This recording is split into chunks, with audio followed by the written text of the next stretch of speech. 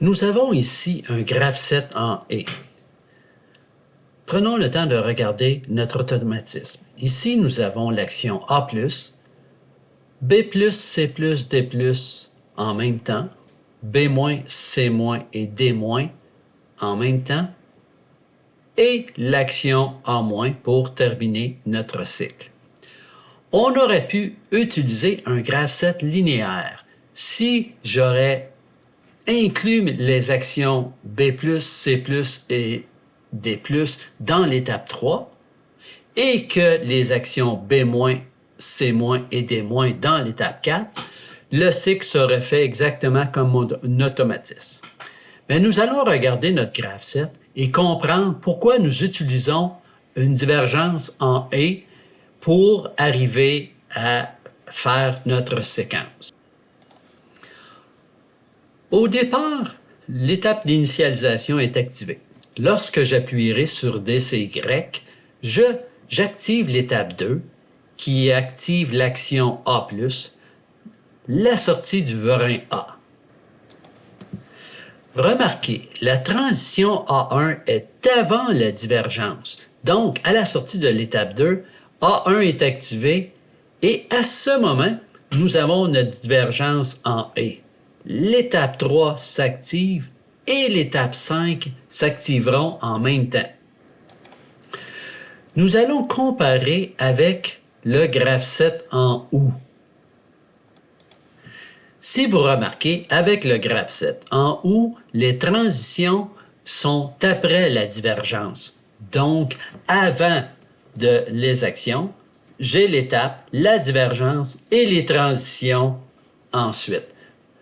Car avec le OU, nous avons la condition A1 PR1 ici, où la condition A1 et PR1 n'est pas activée.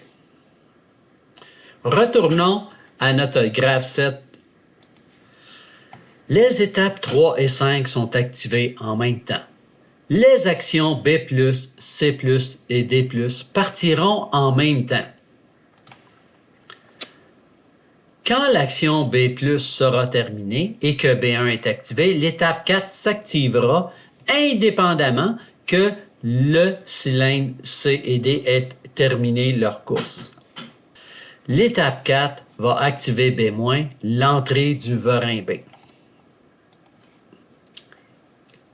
De ce côté-ci, l'étape 5 active C+, et D+, et devra attendre que les verins C et D aient terminé leur course car j'ai besoin de C1 et D1 dans ma transition ici pour activer l'étape 6 qui commande l'entrée du verin C et D.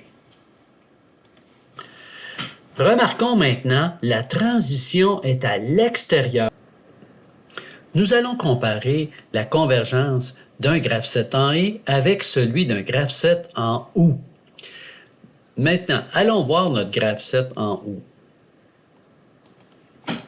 Avec le graphe-set en OU, on remarque que les transitions sont avant la convergence, car avec le graphe-set en OU, les étapes 2, 3, 4 et 7 se feront, ou les étapes 2, 5, 6 et 7. Car c'est le programme 1 qui s'effectue ou le programme 2 dans le graphe-set en OU. Retournons au graphe-set en et. Remarquez la différence avec le graphe-set en et, la transition se trouve à l'extérieur. Donc, après la convergence, nous avons la transition. Alors, nous avons ici notre convergence que l'étape 4 et 6 devront être activées avec les conditions B0, C0 et D0 qui confirment que nos 3 cylindres sont bien rentrés. Et à ce moment, nous activerons l'étape 7 qui fera l'action A-, l'entrée du verin A, et à ce moment, A0 sera activé, notre cycle sera terminé et l'étape initiale sera activée. Notre système sera en attente d'un nouveau départ. C'était le graphe-set en et.